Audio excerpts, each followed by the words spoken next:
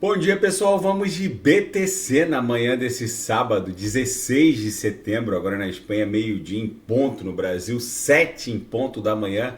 Gente, a BTC aqui na manhã desse sábado tá desenhando claramente uma subonda 4 aqui no 6 horas. Vocês vejam que a gente fez uma onda 1, uma onda 2, uma onda 3, algo aqui que está parecendo um triângulo, que é uma onda 4.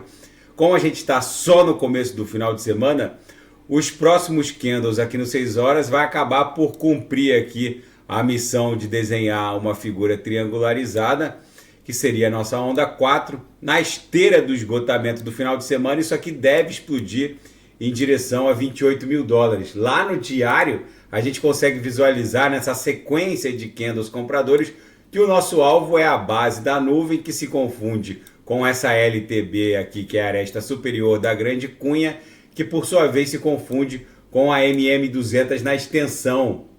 Vamos olhar agora o gráfico de 4 horas.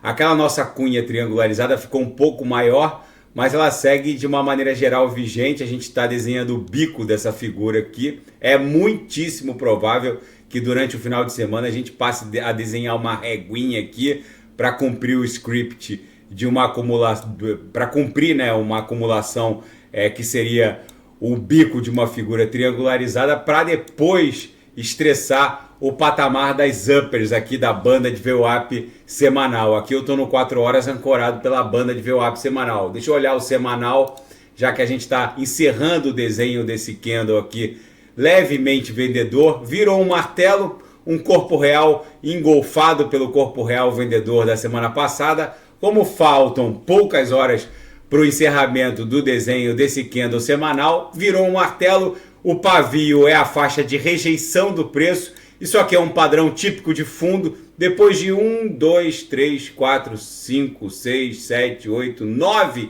candles vendedores aqui no semanal, a BTC não tem mais para onde cair. A pernada impulsiva vai levá-la para um patamar muito provavelmente acima de 36 mil dólares, já que vem muita coisa por aí nessa semana. O dólar, o DXY, tá dando sinais de esgotamento, tá tocando aqui numa LTB, no RSI estocástico, o DXY, que mede a força do dólar norte-americano e guarda uma relação movimentacional de inversão com a BTC. Quando o dólar faz isso, o DXY é uma cesta, é o médio, a força do dólar contra uma cesta de divisas. Quando o DXY faz isso, a BTC faz isso. Quando o DXY cair agora a partir da próxima semana, ele deve buscar algo em torno de 99. A BTC vai startar uma pernada impulsiva que vai pegar muita gente de surpresa. Gente, os gigantes de Wall Street estão arquivando pedidos para aprovação de ETF no mercado spot. Agora a Franklin Templeton também fez um pedido. Tem alguma coisa rolando por trás das cenas. Se isso for aprovado, a BTC explode rapidamente para um patamar de 40 mil dólares. Na seara fática, o lançamento da Rolesk Testnet da Ethereum falhou devido a uma configuração incorreta. O que é o Rolesk Testnet da Ethereum? É um ambiente canário para que os devs, os desenvolvedores de apps, possam testar os protocolos antes de colocá-los, de migrá-los para a rede principal. Seria uma espécie de Kusama da Ethereum. A Kusama, que foi lançada como um testnet da Polkadot, acabou vendo os holders de KSM autogovernarem a rede para uma rede autônoma. Hoje, basicamente, a Kusama não é mais um testnet, já é um ecossistema autogovernado, mas o Rolesk, segundo a Ethereum Foundation, será sempre um ambiente de sandbox, né, de testnet, e eles não pretendem lançar tokens de governança desse ambiente, como aconteceu com a Kusama. Enfim, vamos ver como isso vai se desdobrar.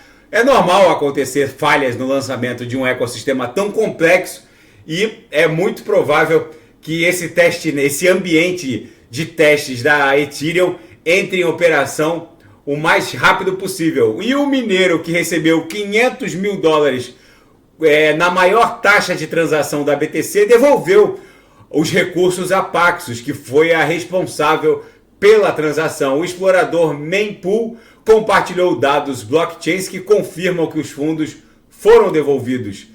E o mercado cripto viu serem drenados em agosto algo em torno de 55 bilhões de dólares, foi o que perdeu de market cap o mundo cripto em agosto. Agosto, o mês do desgosto.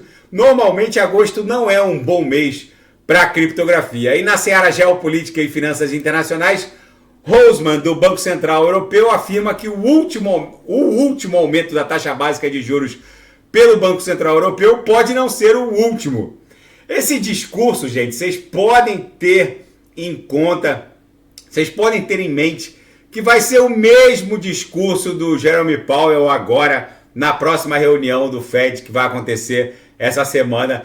Eles vêm com esse discurso, mas é muito provável que o próprio Banco Central Europeu já tenha promovido o último aumento e é muitíssimo provável que o Banco Central norte-americano já venha com um pivô ou se vier com um aumento de 0,25 é muito provável que seja também o último, porque vem eleições presidenciais e a cesta de bondades ela tem que ser ofertada justamente pela proximidade com as eleições. E o gigante furacão Lee se aproxima do Canadá. Ele veio subindo, ele se aproximava do Caribe, subiu, acabou migrando para o norte. Nesse momento ele está passando ali por Massachusetts à direita e vai tocar o continente da América do Norte na altura ali da Nova Escócia. Deve perder força porque as águas do Atlântico Norte nessa região são muito geladas. Deve tocar o solo como uma perigosa tempestade tropical. E na seara geopolítica, mísseis hipersônicos mudam o jogo e o equilíbrio geopolítico do planeta. Os militares norte-americanos estão investindo recursos em armas super rápidas, mas têm lutado para desenvolvê-las. China e Rússia estão muito à frente. O fato é que essa corrida maluca por mísseis hipersônicos que promovem um delivery de artefatos nucleares, de ogivas nucleares super rápidas. Por exemplo, a Rússia consegue entregar uma ogiva nuclear, uma salva de ogivas nucleares em Londres em menos de 3 minutos.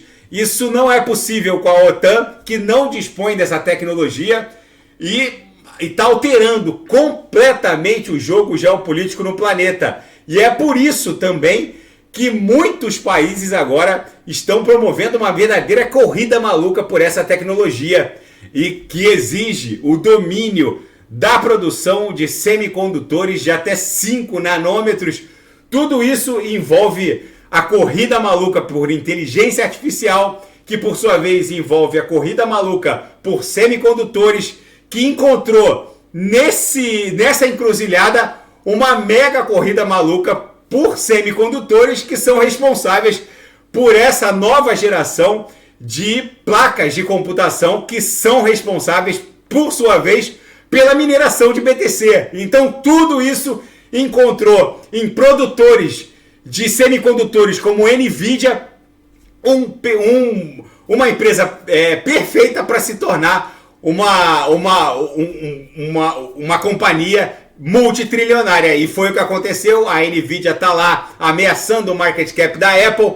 E a BTC, nesse cenário apocalíptico, Mad Max, está desenhando uma onda 4 aqui no 6 horas. Vai acabar explodindo em direção a 28 mil dólares, que é aquela, aqui no diário, a base da nuvem na confluência com a MM200. Daqui a pouco eu volto com Polkadot, Kusama, XRP, Cardano, e quem quiser sugerir alguma análise é só colocar nas mensagens abaixo. Até daqui a pouco. Grande abraço.